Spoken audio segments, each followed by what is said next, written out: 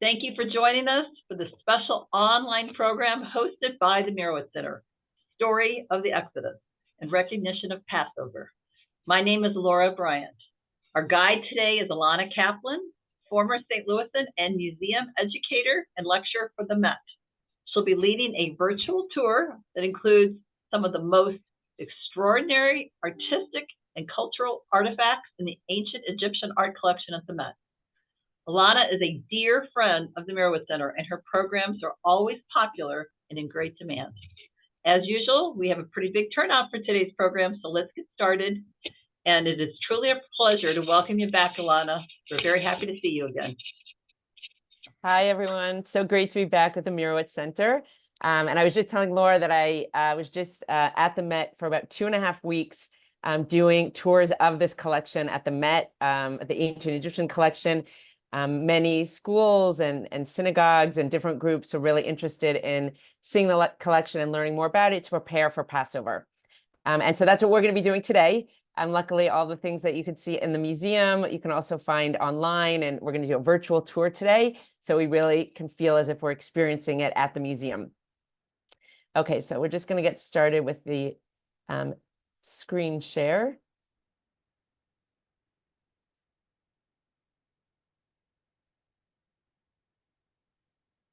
Okay, so we are going to take ourselves back to ancient Egypt. And it's a really wonderful way to prepare for Passover.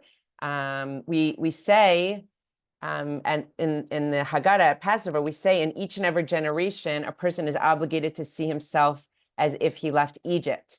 And here I have it written in Hebrew, in English, and in hieroglyphics. There's an amazing computer program where you can just type sentences in and it comes out with those sentences in hieroglyphics. And for those who observe Passover and have a Passover Seder, something that I actually do that's fun at my Seder is that I, instead of doing place cards with people's names on them, I use this computer program and I write everyone's names in hieroglyphics, and then I give out charts, and everyone has to find their name and see where they're seated. So it's really fun. And again, it's a way at the Passover Seder to kind of get into the feeling of ancient Egypt. So we're going to be doing that today by looking at artifacts from the Metropolitan Museum of Art. So we're traveling to the Met, and just a little bit of a background of the Met's collection. The Met has about 26,000 objects from ancient Egypt, which seems like a large amount, and it is, but small, pales in comparison to the British Museum, which has over 100,000 objects from ancient Egypt. And of course, if you go to Egypt itself, millions of objects there. But we're going to focus on the Met's collection because that's where I work, and that's the collection I'm most familiar with. And they actually happen to have a fantastic collection. So although they might not have as many objects as the British Museum, you'll see that they really have a world-renowned collection. Now, how did the Met get a bulk of these 26,000 objects? And that happened in the early 1900s with the permission of the Egyptian government. What happened in the early 1900s is the Egyptian government invited archaeologists from around the world to come to Egypt, set up archaeological digs, and there was a system at that time called partage. Partage is a French word, it means to share. And basically the Egyptian government offered to share these objects the archaeologists found, so that a large percentage of a little less than half of the objects the archaeologists from around the world found, they were allowed to bring back to their museums in their home countries, and the other half stayed in Egypt. Now, at the time, in the early 1900s, this was seen as advantageous to all the countries involved, because first of all, it allowed Egypt to have the expertise of archaeologists from around the world, and it also was a way that Egypt was sending their cultural artifacts to museums around the world so people could learn about Egypt in the early 1900s, at a time where people didn't travel like they do today, or have internet or things like that. It was a way really for Egypt to teach about their culture around the world. And of course, for museums around the world to get these artifacts was an incredible opportunity. These museums, including the Met, still send archaeologists every year to Egypt for archaeological digs, but there's no more partage. That system does not happen anymore. These digs are just for educational purposes. Now, I know, and we can talk about it at the end because I don't want to spend time now, but I know there's a lot in the news right now about, countries wanting to get objects back, and about repatriation and all of that. But most of the objects we are going to look at today, again, were given with the permission of the Egyptian government, working archaeologists from Egypt and from these museums working together to find these objects. So that is a bulk of the collection. We will also see things today that were given as gifts to the United States from Egypt. And we'll talk about those objects as well. So that's how the Met has so many objects. And just a background of why there are so many objects in ancient Egypt. And this is a black and white photograph from the early 1900s from one of the archaeological digs I was just talking to, the Met, one of the Met archaeological digs. So we know that in ancient Egypt, people were buried in tombs and pyramids, and they were often buried with many of their belongings because they had a very strong belief in the afterlife. They believed they would come back to life, and they wanted to have these objects with them. And because they were buried in tombs, underground in airtight tombs in the climate of Egypt, a lot of these objects stayed in excellent condition, as we'll see. And then some of the objects we'll see are huge sculptures, which were built in Egypt, made out of stone, very large, imposing sculptures of pharaohs. Many of these objects are still around, stood the test of time because of how they were built. But a lot of the objects that were found in tombs and pyramids, they had been buried because the Egyptians believed in an afterlife and wanted to have these objects. So the background of how the Met has so many objects in their collection. Here we're looking, as I said, is a picture of one of the Met's archaeological digs. And this was, they found an amazing find in 1920. They set up an archaeological dig in this area in Thebes in Egypt, and they found a tomb of a man named Menkare. Now, Menkare was not a pharaoh, but he was an important official in ancient Egypt. He passed away around 1986 BCE, before the Common Era, and he was buried in a tomb. Now, soon after people were buried, a lot of times grave robbers would invade the tombs because everyone knew that people were buried with gold and silver and treasures. So many times graves were invaded after people were buried. And Menkare's tomb was invaded by grave robbers, but for some reason they missed 2 rooms. So these 2 rooms had not been entered since 1986 BCE, when Menkare was buried, until 1920, when the Met archaeologists arrived. And they found an incredible treasure. I'm going to show you a picture. This is a picture that the archaeologists took in 1920 when they first discovered this room. Again, nobody had been in there since it was sealed in 1986 BCE. So if you look around the room, hopefully you can see in this black and white photograph, there are many wooden models. So the archaeologists came across this room and had 24 wooden models. And hopefully you'll be able to see that a lot of them are models of boats that you can see here, a couple of boat models, also some wooden models. And don't worry, we're going to look at these in the museum and how they look today. But I just wanted to show you how they were found in the tomb, in Menkare's tomb. And you'll notice that even though some pieces might have fallen over, or looks like there was a little bit of even though nobody was in this tomb, there were earthquakes over time. So there was a partial ceiling collapse. So a couple of things might appear a little bit broken, but they're in excellent condition. These are made out of wood. And again, they were in an airtight tomb. That's how they were able to last almost 4,000 years, from 1986 BCE until 1920, when the archaeologists found them. So I'm going to show you a picture of what some of these models look like in the museum. Here's what the boats look like in the museum. Now, just to give you an idea of the size, this is me in the museum teaching a group of young children. As I said, I bring people of all ages to the museum. And here I'm teaching some young children in the museum, but this gives you an idea of the size of these boats that we were just looking at. And again, these are models of boats. So Menkare was actually buried with 12 models of boats. The Met has 6 of them, and the museum in Cairo has 6 of them. And let's take a closer look at this boat. And while I'm talking about it, take a look at the boat. And we're going to talk about these objects, not just in terms of their connection to ancient Egypt and Passover, but also just in terms of the workmanship. Remember, keep in mind, these are the original boats, and they are almost 4,000 years old. So why was Menkare buried with so many boats? He owned a lot of boats in his lifetime, couldn't be buried with actual boats. They were too big. So he had his artists and artisans make models of his boats that he could bury with. Now, boats are very important in ancient Egypt because they were used to travel the Nile River. The Nile River was the longest river and is the longest river in the world. I think it goes through about 11 countries. And the Nile River was extremely important in ancient Egypt. First of all, it was, besides being a source of food and water for agricultural purposes, the Nile River actually made ancient Egypt the first settled society. Before that, most societies had to be nomadic because they had to move around to where the water source was. But because Egypt had this constant source of water, they could be a settled society. So that allowed ancient Egypt to really thrive as a settled society. And we're going to see that through some of the art that we look at today. So they were a powerful settled society, even at this time in 1986 BCE. By the way, this is some of the earliest objects we'll be looking at, but the Met's objects date back to 4000 BCE. So the Met's objects date back, more than 6,000 years ago. But these we're looking at today are about 4,000 years old. So again, the Nile River made Egypt one of the earliest settled societies. And it also made Egypt one of the early societies to create what we consider today as modern bread. There's a book called 6,000 Years of Bread, written by a man last named Jacobs. He was actually a Holocaust survivor, so he really knew the importance of bread. And he traced bread, 6,000 years of bread, and he said that Egypt was the earliest settled society to make what we know now as bread, probably sourdough bread. Before that, again, nomadic societies would make pita or laffa or maybe matzah even. But the idea of sourdough bread or modern bread was really invented by the ancient Egyptians. So the Nile River was very important to ancient Egypt. It was also the source of trade.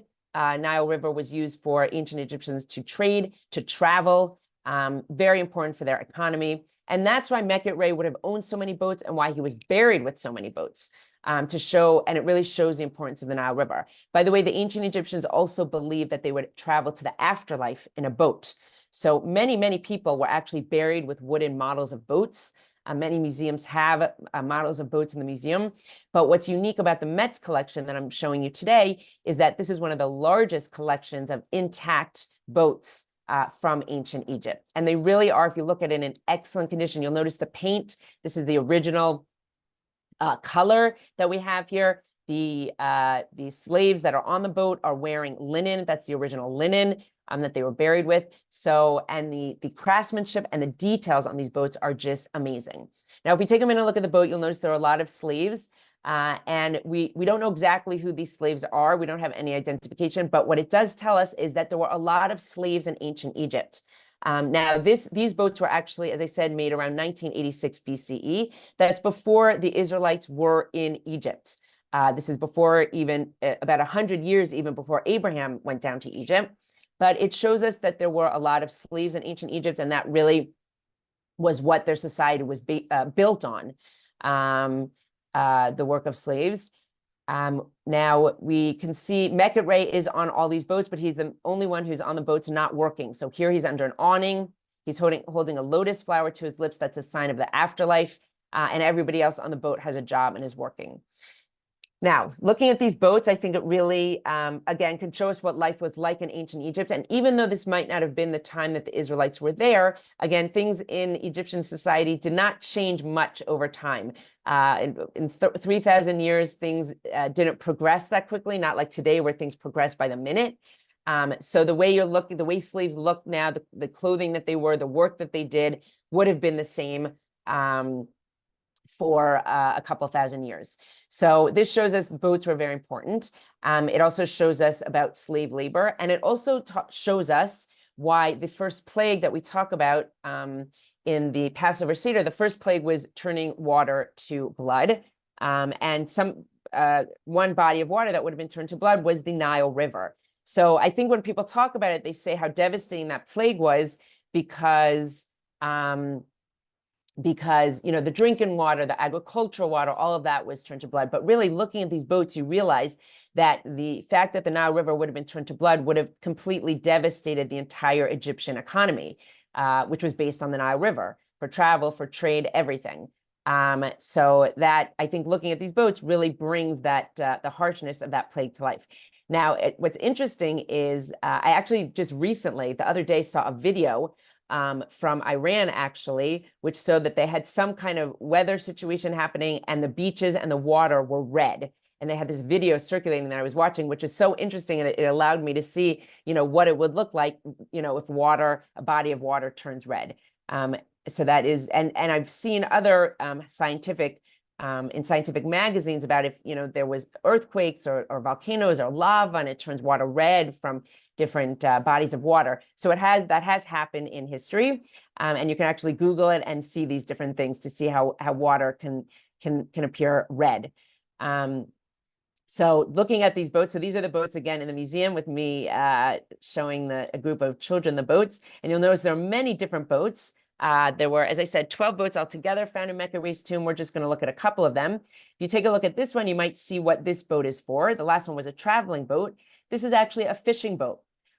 We can see that they did spear fishing in ancient Egypt. You can see maybe some of the ducks that were found, some of the fish that they caught. If the fish seem much larger than they should be, again, some things were often exaggerated in ancient Egyptian art, which we'll talk about in a few minutes. But again, this gives us an idea of how the economy was really based. The Nile River was very important for the economy. It was based on slave labor. Mechare is always on the boats, but he's not working. Here he's sitting, not working.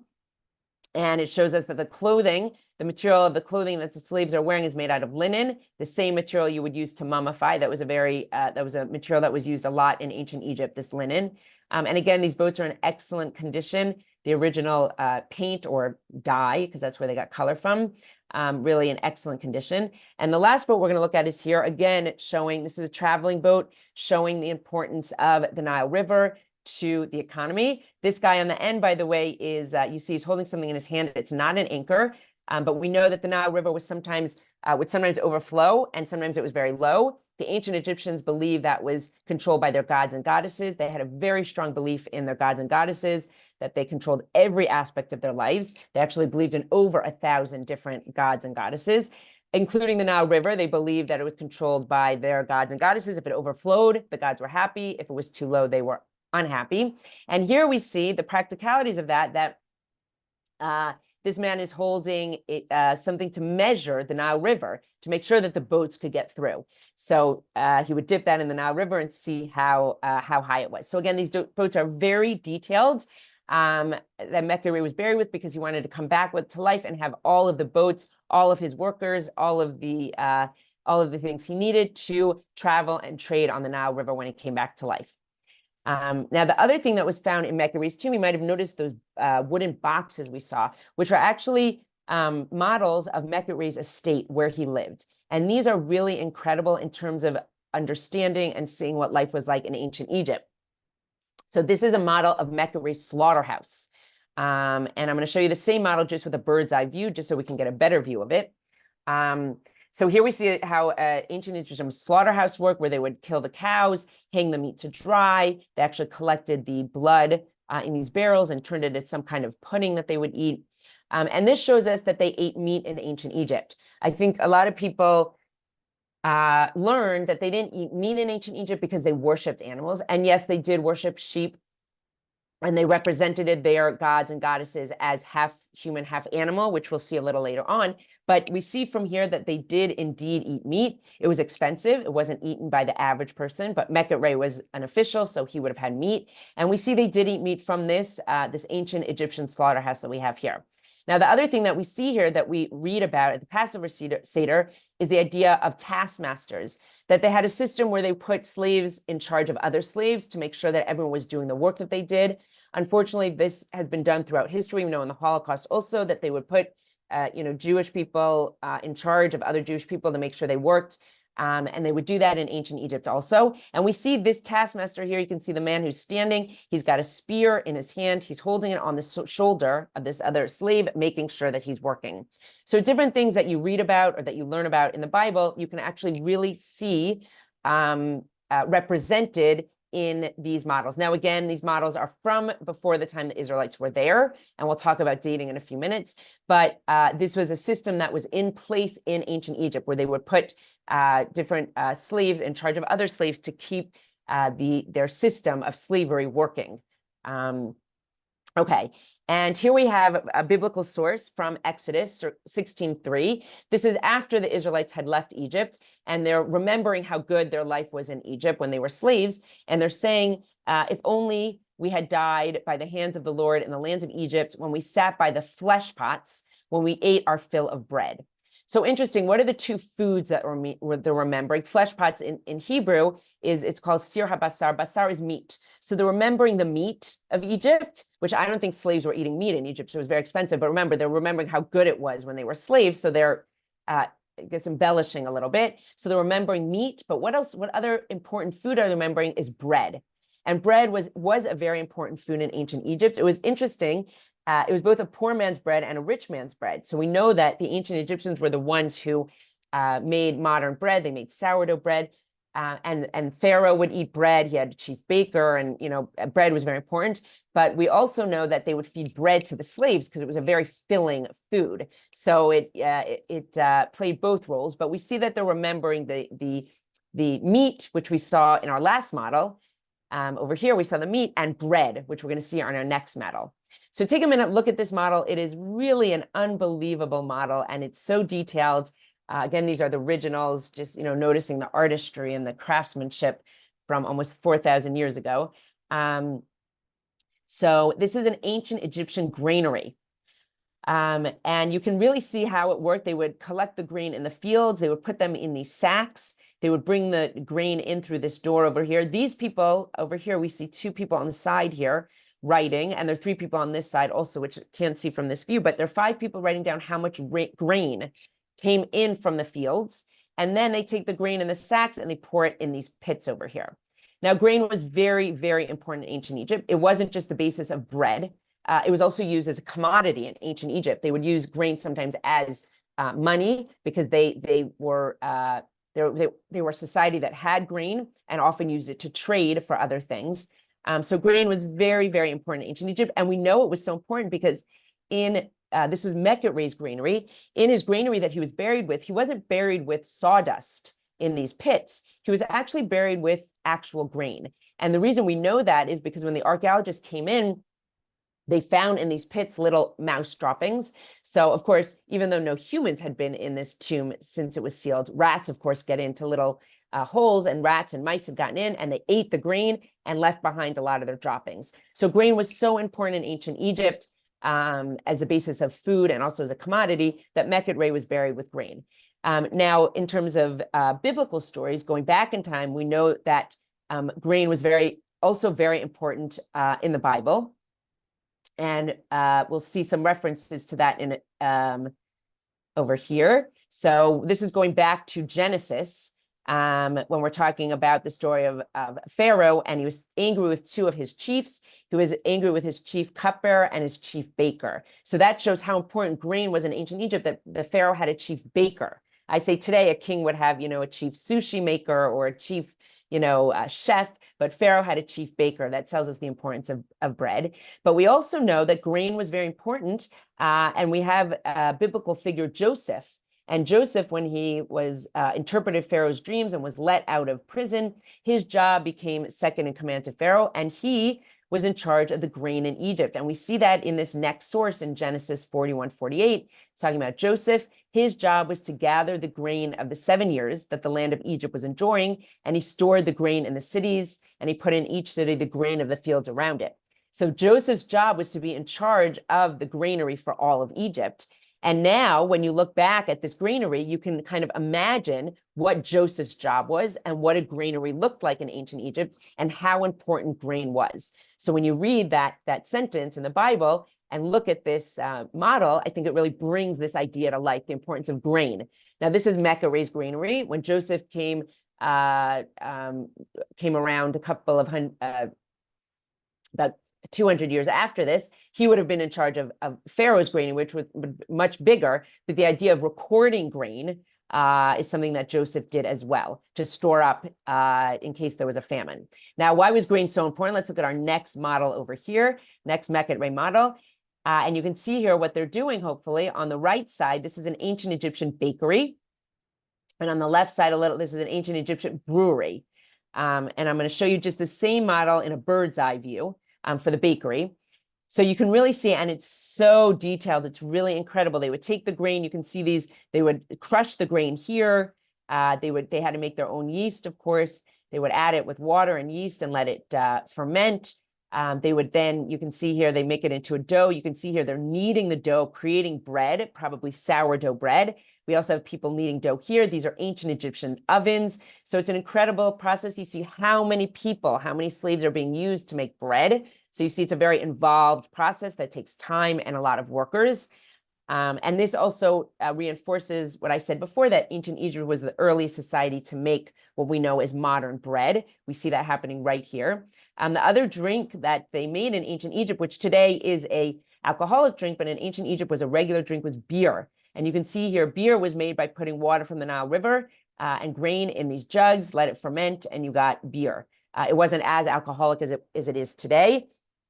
But they did have beer. And actually, there was an exhibit at the Israel Museum last year that I worked on a little bit called The Feast, about ancient feasts and the importance of feasts. And they actually had found yeast from ancient Egypt that they were able to use to create a beer. And they sold that in the gift shop. So yeast was very important in ancient Egypt, and the idea of grain and fermented grain was quite important in ancient Egypt, as we see here. So it's quite incredible. And then if we think about the idea of matzah, that we eat matzah on Passover, and one of the things that we are commemorating is that the Israelites, when they were leaving Egypt, didn't have time to let their dough rise, so they made matzah instead. And if you look at this model, I think it really brings that idea to life, that the idea of making bread, the bread making process that you see here, the kneading the dough and waiting for it to rise and let it rise again, and that whole process takes a long time. So again, you can understand better through this visualization that they would have only had time for matzah. And again, as I said earlier, nomadic societies really had either pizza or laffa or matzah. They did not have this idea of bread. And then here our last model from Meket Rey's estate is his garden. So I just want to go back to that picture, that first picture we looked at. This is a wider view of it. The first picture that the archaeologists took in the 1920s when they first came upon Meket Rey's tomb. And again, you'll see the same models we were looking at the museum. Some of the boats you see. This is the model of the granary, the model of Meket Rey's garden. This is how they were found. And it's really quite incredible that we have this collection in the museum. So before we go into our next topic, I just want to go into the museum. We have a virtual tour.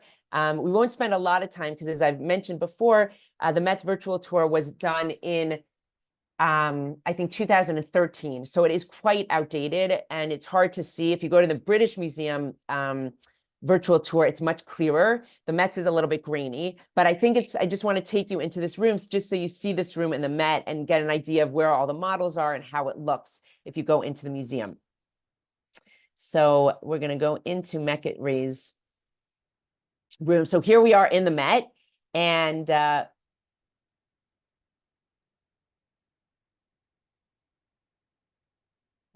second. Okay, here we go. So hopefully you can see. Okay, let's get back to the boats. Okay, here we go. So here we're in this room in the Met with the models of the boats, and we'll get a little closer. Again, I know it's a little bit grainy, but it gives you an idea. I had a picture of myself in front of this case before, but here you can see that there are 6 models of boats. Again, 6 are in the Met and 6 are in the museum in Egypt. So these are Meket Rey's boat models. And this is the room. Now on the wall here, it says, whoops. It's, as I said, the technology is a little tricky here, but maybe if you can, I don't know if you can read it. It just says the ancient models from the tomb of Meket Rey. All this writing here is the story that I told you about the archaeologist. We actually saw this picture together. These are the pictures the archaeologist took. And then that big picture of all the models that I showed you closer. Again, I know it's a little grainy, but just to give an idea of what the room looks like. And in this glass case over here are the models of Meket Rey estate that we looked at, the slaughterhouse and the granary and the bakery brewery. So this is the room. I'll show you what it looks like from here with all the models. This is the room with all the models, the boat models, the estate models over here, and the pictures on the wall. So this is what it looks like if you go into the museum.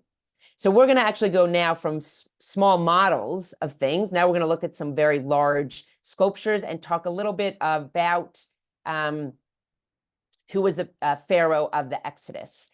So it's actually a very hard question to answer. And if you Google who was the Pharaoh of the Exodus, you will get at least 10 answers. This is a picture of me in the museum standing next to a sphinx of a pharaoh named Hatshepsut. We're going to talk about her a little bit today. She's a fascinating female pharaoh who I will suggest is possible that she was one of the pharaohs of oppression. Now, why is it so hard to date the Exodus? And there are two reasons for that. Some people say, we could use the Bible to date the Pharaoh of the Exodus, but the Bible is not a history book. It's not meant to be a history book. Some people say stories in the Bible are told out of order. It's not meant to be a chronology. So that's number one. Other people say, well, let's use ancient Egyptian sources because, we have so many objects from ancient Egypt and so much writing. Why don't we just use that to date things? And that's tricky also for a number of reasons. So first of all, most of Egyptian records were kept on papyrus, and most of the papyrus, I think about 90% of the papyrus from ancient Egypt, we don't have anymore. Although we do have a lot of artifacts from ancient Egypt, we mostly have things made out of wood, stone. We're going to see a lot of things made out of stone today. But things that were written on papyrus did not last as long. And many of those were lost. But the other thing that is very important to keep in mind, which I will show through objects today, is that the ancient Egyptians only kept records of things that glorified their pharaohs or their gods and goddesses. They did not keep track of information for history's sake. They weren't interested in recording history. They were only interested in recording what glorified the pharaohs and the gods and goddesses. And I'll show you that through some of the objects that we look at. So you really can't use the Bible as a history, and you can't use the Egyptian sources as a history. So it's very hard to date the Exodus. Now, I'm sure some of you might be thinking, many people say that the Exodus didn't even happen because there is no historical proof for the Exodus. So what I will say today is what I've written by a number of archaeologists. Archaeologists will say lack of evidence does not mean evidence of lack. There are many things that have happened in history that don't have historical evidence. That doesn't mean that they didn't happen. And archaeologists will tell you that, and there are many articles written about that. But the other thing is, if we say that the ancient Egyptians only kept information on things that glorified the pharaohs or the gods and goddesses, the fact that a large group of their slaves ended up leaving Egypt without permission and just kind of fled, that's not something that they would have kept a record of. The other thing is that we don't know exactly, we don't have any reference to Israelites, but we do have references to other slave groups. So we don't know which ones the Israelites might have been. And the area that the Israelites lived in Egypt, in the area called Goshen, is actually today completely submerged in water. So any artifacts that we might have from that area haven't been found and are underwater. By the way, a great percentage of artifacts from ancient Egypt haven't even been found yet. So even though we might not have artifacts that show the Exodus, it doesn't mean that they will not be found. There's still archaeologists today always looking. In fact, I read an article last week that a group of German archaeologists just discovered an ancient tomb. So if they just found a tomb, which is pretty big, there are obviously many, many, many objects that have not been discovered yet. So we all have to stay tuned because there could definitely be objects that are discovered that prove that the Exodus did happen. Okay, so now I'm just going to, even though there are many suggestions of who the Pharaoh of the Exodus, I'm just going to go through two based on some artifacts, and we'll look at that. So I do want to look at a biblical source, because even though we don't use the Bible as a history book, there actually is a source in Kings 1 that does have a date in it. And it says here in Kings 1, we can see it says, in the 480th year after the Israelites left the lands of Egypt, in the month of Ziv, that is the second month, in the fourth year of his reign, King Solomon began to build the house of the Lord. So we know that the house of the Lord, or the temple, was built in 966 BCE. We do have a date for that. If you add 480 years to 966 BCE, you will get 1446 BCE. Now we know that the king in 1446 BCE was a king called Thutmose III, and we will talk about him. So that, according to this record, according to the source in the Bible, that would make Thutmose III the Pharaoh of the Exodus, and the Pharaoh that came before would be the Pharaoh of oppression, and that is this Pharaoh that we see right here. So we're first going to talk about the Pharaoh of oppression, And then we'll talk about the Pharaoh of the Exodus, which was Thutmose III. So the Pharaoh that came before Thutmose III is this Pharaoh right here. And just to give you an idea of size, again, this is the size of this Sphinx. And the person in the Sphinx, this Pharaoh in the Sphinx, is Hatshepsut. Hatshepsut was a female Pharaoh. Her father was Thutmose I. Her husband, who was also her step brother, was Thutmose II. That might seem very strange to us that she married her stepbrother, but in ancient Egyptian times and in other ancient cultures as well, there were sometimes intermarrying in families because it kept the power in a family. So she married her stepbrother, which was Thutmose II. When he died, her stepson, Thutmose III, was very young. So she decided to make herself pharaoh. And she ruled for 20 years, from 1479 BCE to 1458 BCE. Now, she wasn't supposed to be the pharaoh. So you'll notice in some of her sculptures that we'll look at that she presented herself mostly as a male pharaoh, with, of course, the pharaoh paraphernalia, the headdress, the false beard. But really, you don't see any female attributes in these sculptures because she wanted to be taken seriously. She made herself pharaoh. Now, she was a very strong, a very powerful pharaoh. We know that. She was not, because she wasn't a male pharaoh, she wasn't allowed to lead military expeditions, but she was able to do a lot of building, which she did a lot of in ancient Egypt. We know that. It's recorded that a lot of things were built under Hatshepsut. So it's interesting to think that the Israelites could have been slaves under her because they definitely helped with a lot of the building projects according to the Bible. By the way, I know this is Hatshepsut, even though we can't tell from her features, but I know it's her because there are hieroglyphics here that have her name. And by the way, many pharaohs had a sphinx made of them to show how powerful they were, the body of a lion with the face of a pharaoh. This is me with the Sphinx of Hatshepsut, which we'll see a little bit later in the virtual tour. Let's look at a couple more sculptures of Hatshepsut to see how powerful she thought she was.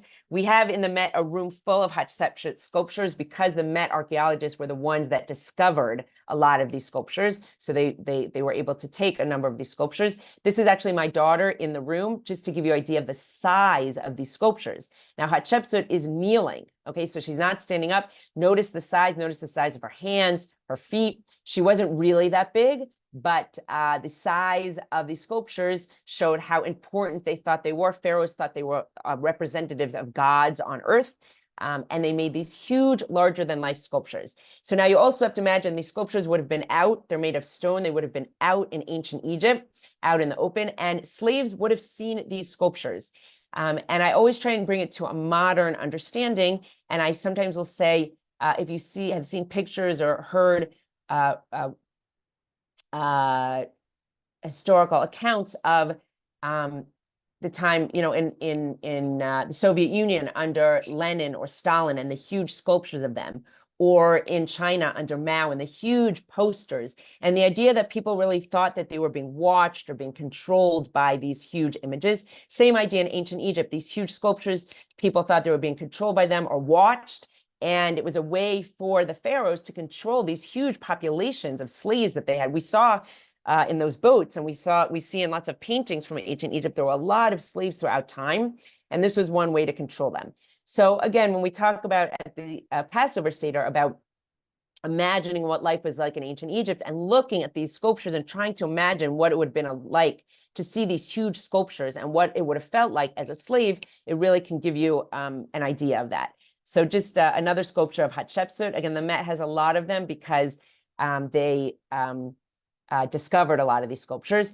Now, something that you might notice about these sculptures, besides that they're very large, and besides that they are made out of stone, and I always ask my groups this when we're looking at them, what do they notice about these sculptures? You might notice that they're quite cracked. They have a lot of cracks in them. And in fact, you might notice the difference in the stone. The limestone that you see, I'm sorry, the granite is the original, but the granite that looks much smoother and doesn't look like the original stone is actually fill-in, because the museum didn't find all the parts of the sculpture. It used to be that museums would fix sculptures to show them, restore them. That was the thinking in the early to mid 1900s. Today, they don't fix any sculptures. They show them as is, but that was the reasoning then. So they didn't find all the pieces. Now, these sculptures were made 4,000 years ago of solid stone. But if nobody touches a sculpture made out of solid stone, it can last for 4,000 years. So what happened to these sculptures and many other sculptures of pharaohs in Egypt? Many times when the next pharaoh would come to power, if they didn't like the pharaoh that came before, which often happened, they would destroy their sculptures to pieces. These Hatshepsut sculptures, all of them, were destroyed to tiny pieces. And in fact, the pharaoh who came after, Thutmose III, her stepson, he was so angry at Hatshepsut for taking over rule for 20 years when he was supposed to rule, that he had all of her sculptures broken to pieces. Not only did he break all of her sculptures to pieces, he had her name erased from the list of pharaohs, and tried to erase her from history. And in fact, he did a pretty good job, because from 1458 BCE, when she died, to the mid-1800s of the Common Era, nobody even knew that Hatshepsut existed until some archaeologists found things with her name and hieroglyphics, and they started piecing things together and realized that there was a pharaoh in between Thutmose II and III. So why am I going into this and showing you these sculptures? Because when I said before that we can't rely on Egyptian history because they only use it to glorify themselves, the pharaohs and the gods and goddesses, you see that right here with these sculptures. Thutmose III had them destroyed because he didn't want anyone to know about Hatshepsut. So this is a very important piece of the story. Now, I do want to show you one sculpture of, we do know Hatshepsut was a female, and we do have some sculptures where she appears quite feminine, like this one. This is also Hatshepsut. She appears quite feminine. It has her name on the side. You can see it's carved out of marble. She has curves, and she appears as a female ruler. So we do know that Hatshepsut was a female. Now, going into our sources, our biblical sources, it's interesting to think about this. And a lot of people talk about this new idea at their Passover Seder, that perhaps one of the pharaohs of oppression was a female pharaoh. Now, we do know that there were multiple pharaohs throughout the time that the Israelites were in Egypt. The Israelites were in Egypt for 210 years. They were slaves from anywhere from 86 to 110 years, because they weren't slaves the whole time, right? Under Joseph, they weren't slaves. And we do know, it says in the Bible that there were different pharaohs, right? We have a source in Exodus: a new king arose over Egypt who didn't know Joseph. We have another source that we'll look at. Now, this is very interesting. We know that the story, and I was actually just watching with my kids the movie, The Prince of Egypt. And it's really interesting actually to watch the movie after looking at some of these artifacts as a pre-Passover preparation. But it talks about this part in the movie where the part where the Pharaoh demands that when the Israelite women give birth, here it's called the Hebrew women, and the Pharaoh said, when you deliver the Hebrew women, look at the birth stool. If it's a boy, kill him. If it's a girl, let her live. Now, according to the date that we had looked at from Kings 1, and according to my saying that it could be that Hatshepsut was a pharaoh of oppression, then it could be that Hatshepsut was the one who ordered this decree. Which is interesting because a female pharaoh would have been familiar with the birthing process, right? A male pharaoh certainly wouldn't. A male pharaoh would not have been in the birthing room or the birthing process, part of it, but a female pharaoh would have, and would have known about a birth stool. And in fact, we know that Hatshepsut herself did give birth to at least one child, a girl. Remember, Thutmose III was her stepson. She didn't give birth to him, but she did have at least one child. She would have been very familiar with the birthing process. So it's interesting to look at this verse from Exodus and imagine that perhaps it was a female pharaoh who decreed this decree. So that's Hatshepsut, as I'm saying, according to the date in Kings 1, would have been one of the pharaohs of oppression. And then the pharaoh of the Exodus would have been Thutmose III. This is a sculpture at the Met of Thutmose III, who there are many who say he was the pharaoh of oppression. Remember, he's also the pharaoh who destroyed all of Hatshepsut's sculptures and tried to wipe her from history. So he certainly would not have kept any historical records of the Israelites leaving his kingdom when he was the pharaoh. But again, look at these pharaohs of Thutmose, very tall, very imposing. I always like to have a person in the picture so that you see the size of it, carved out of stone. He looks very strong and serious. This is some of my kids' group sketching in front of the sculpture of Thutmose. Again, look at the size of it and imagine the idea of these sculptures would have been out. They were a way to scare the population, to control the slave population. And I think, again, it's really a way for us to understand and get a better understanding of the Israelite experience in ancient Egypt. Now, before we go to our next topic, I just want to go into, I'm sorry, this is just another source from Exodus. Again, we know there were multiple pharaohs when the Israelites were in Egypt. Here again, we have a long time after that, the king of Egypt died. This could be talking about Hatshepsut. The Israelites were groaning under the bondage and crying out, and their cry rose up to God. Now, let's just go into the museum for a minute, into the Hatshepsut room, just to give you an idea, again, of what the room looks like. And this is a room, this entire room that you see here is full of Hatshepsut sculptures. The Met owns a lot of them because they were the first archaeologists to do a dig around there. Again, Egypt has half of these sculptures too. So it gives you an idea of how many huge sculptures were made of this pharaoh Hatshepsut, who could be one of the pharaohs of oppression.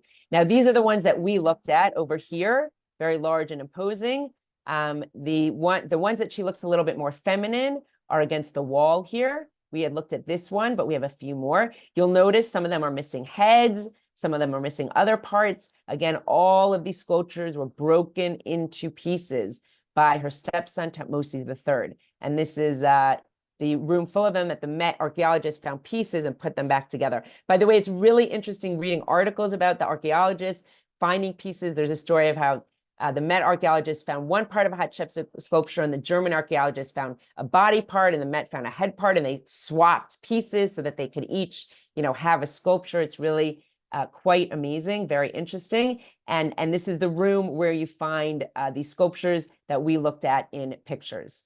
Now, I'm sure many of you are saying, as I was speaking, that Thutmose III was the pharaoh of the Exodus. I'm sure many of you have heard that Ramses the Great was the pharaoh of the Exodus. And in fact, if you watch the Prince of Egypt DreamWorks movie, they posit that it was Ramses who was the pharaoh of the Exodus.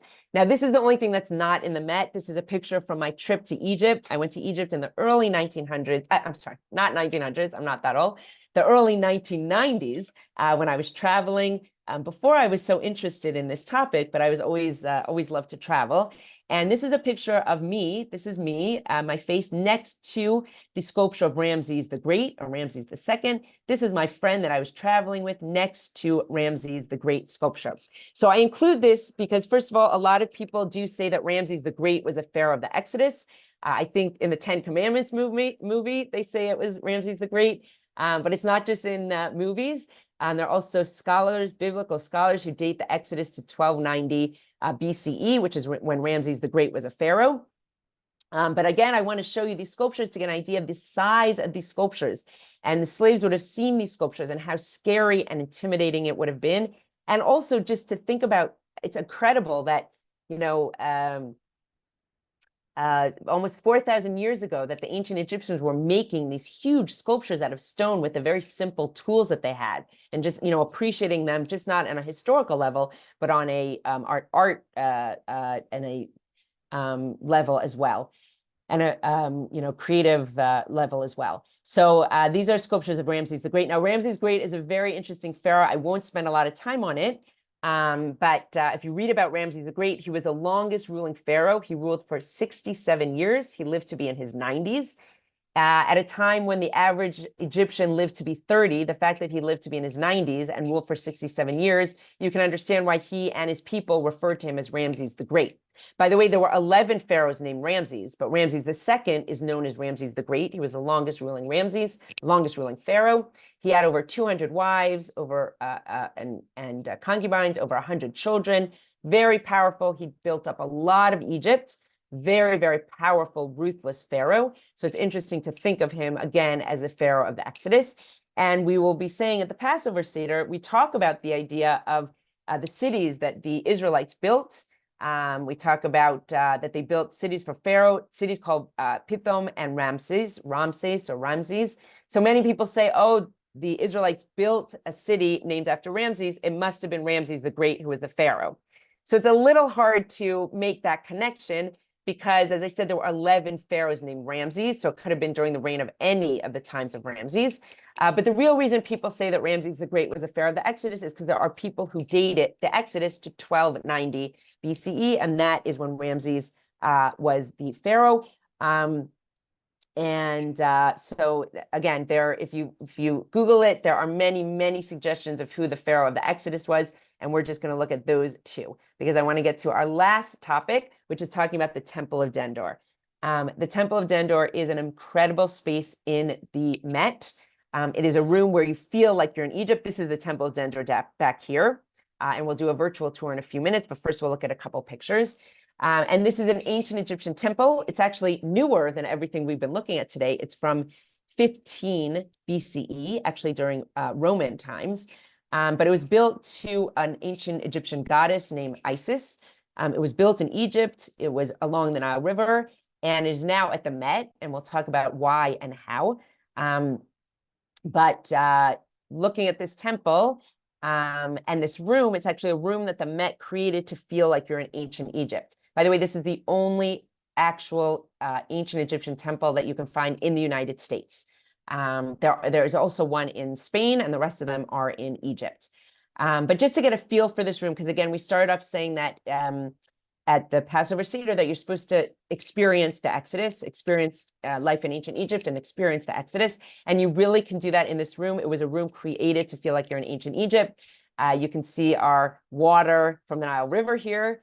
You can see these are sculptures of a pharaoh named Amenhotep, who actually was also pharaoh, possibly during the time that the Israelites were there.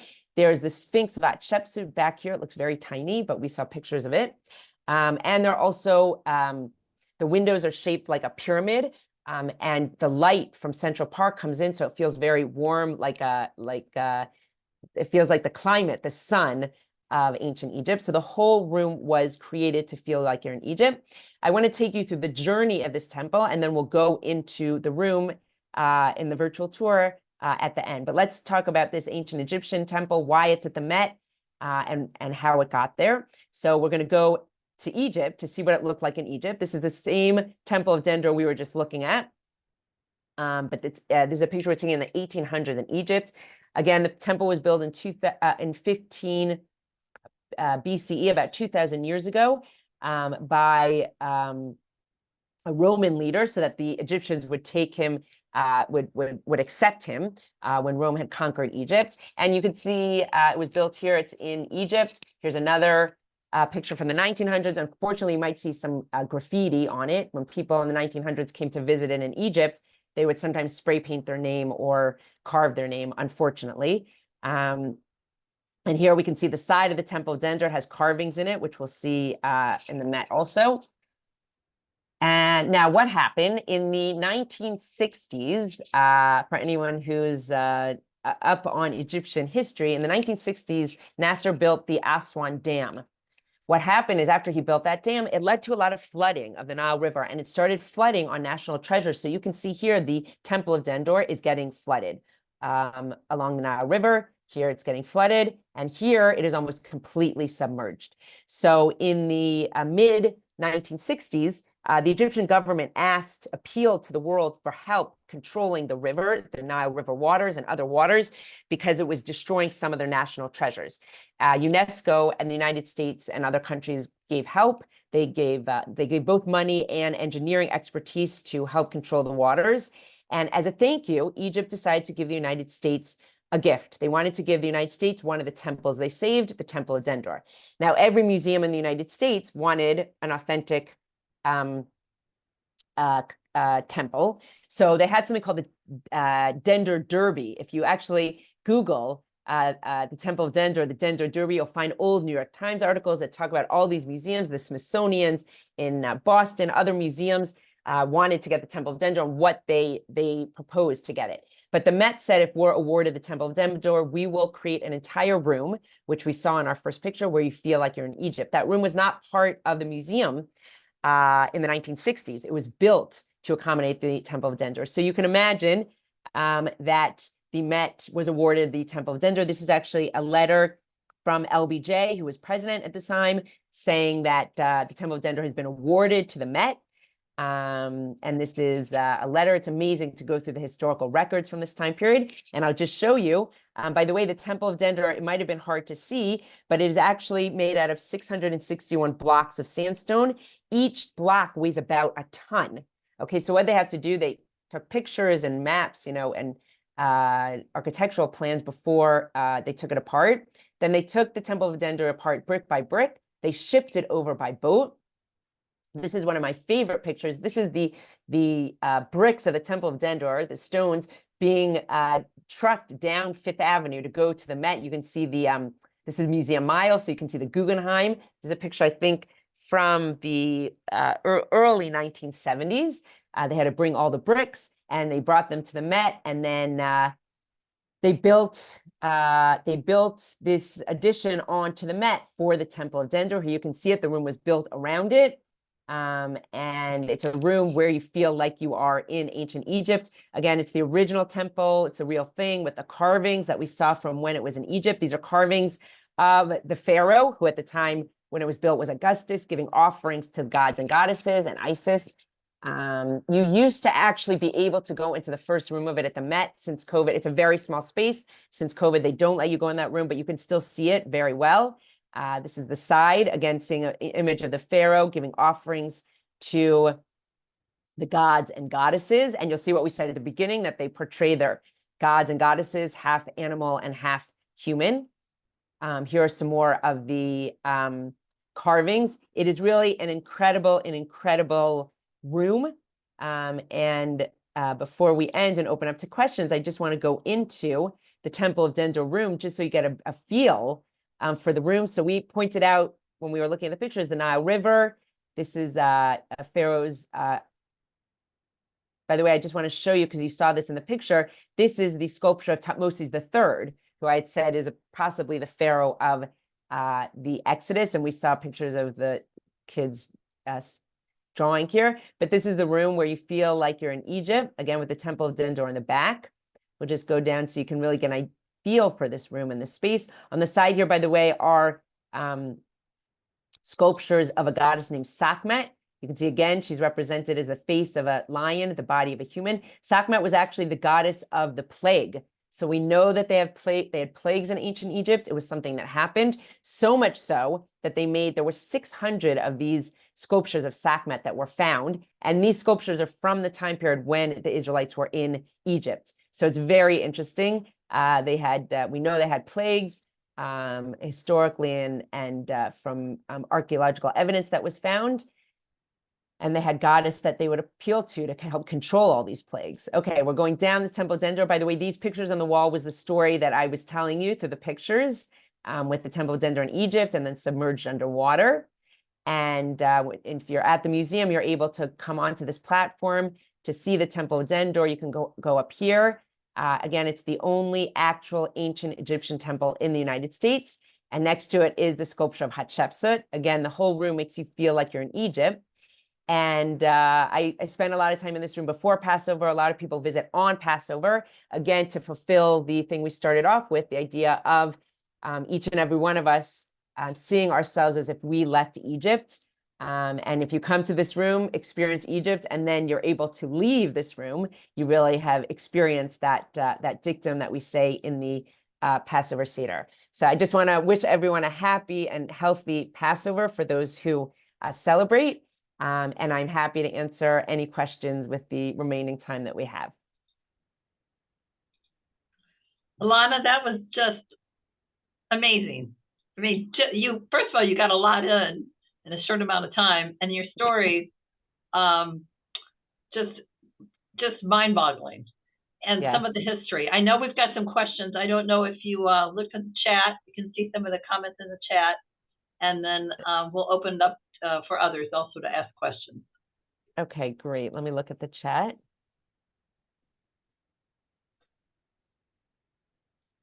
What is a white? Oh, I think that's probably talking about the boats. What the white pillar in the middle was for? That was actually for the sails. There would have been a sail made out of linen. That they didn't have, or they didn't find, or didn't put up, but that would have been for the sail, the white pillar in the middle. Okay. Okay. On one of the boats, it looked like one of the guys had a microphone. Okay. So it wasn't a microphone, obviously, because it was from 4,000 years ago, but you guys were really noticing details on these boats. Wow. That was actually a lotus flower that he was holding, Meket, right? And a lotus flower is a symbol of the afterlife. So when you saw it again, remember they believed that they would travel to the afterlife in a boat. So he was holding a symbol of a lotus flower. as a symbol of the afterlife, that he would travel on these boats to get to the afterlife.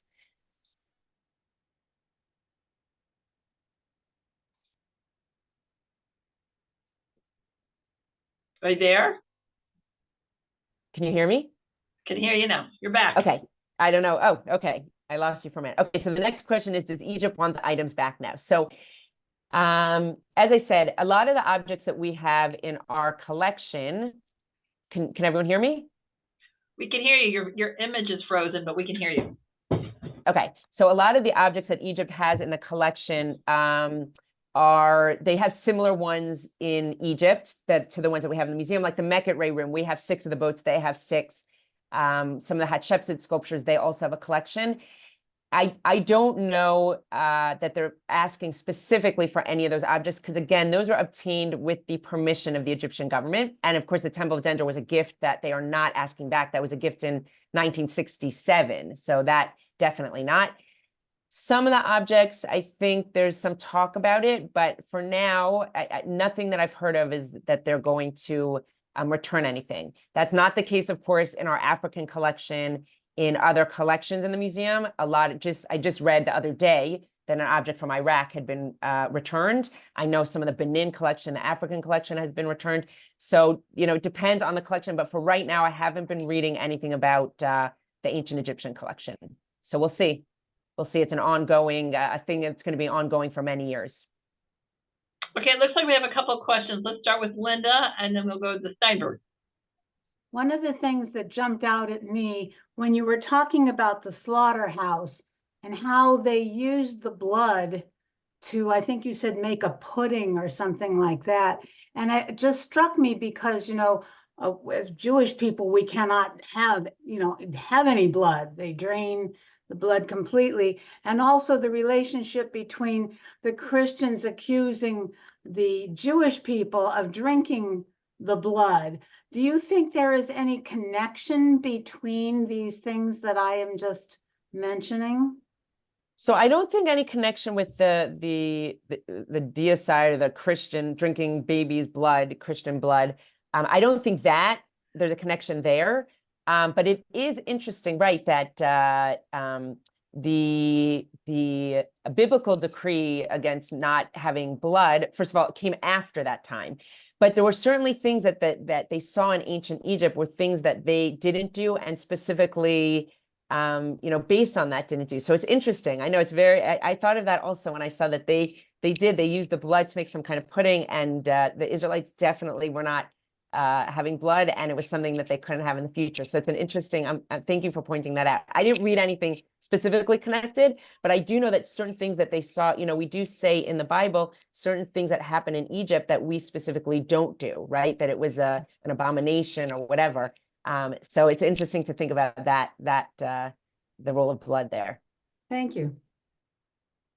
Okay, Steinberg? Yes, can you tell me, or do you know, the scale of the model boats compared to the actual boats and slaves?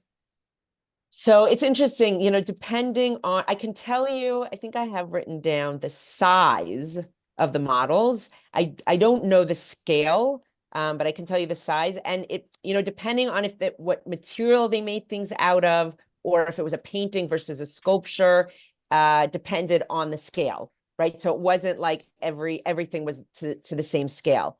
And depending on the tombs that it was made for also, like if you see boats in different museums, and by the way, the Met has a lot of other boats also, but the boats that I showed you are the ones that are in the best condition, and it's the most complete set of boats. But if you see different boats, they're generally about the same size. But I don't know, I don't think it says in it to scale, but it does usually say the size of it. Okay, so the size of, let's see, the size of the granary, which is similar to the boats in terms of lengths, is 29 1/8 inch. So that's the length of it, which they tell us, but it doesn't tell us the size, like to scale of the people. Mm-hmm. I don't know if the reason I show the pictures of like myself in front of them was to try and give a little bit of an idea of that. But yeah, no, they don't tell us the scale, and I don't know exactly why they made it. I mean, meaning the boats and the people were to scale, but I don't know what it was compared to the actual boats. Okay, thank you very much. You're welcome. Does anyone else have any questions or comments for Elana? Okay, Elana, this was just a magnificent program. I mean, just really stunning artwork, and your detailed explanations and background and historical perspective is just really, really intriguing and memorable. So thank you for sharing Thank everything you. with us. Thank you Really so wonderful. much. Thank you. So we look forward We to. loved you. Yes, we do. Thank you. I appreciate that.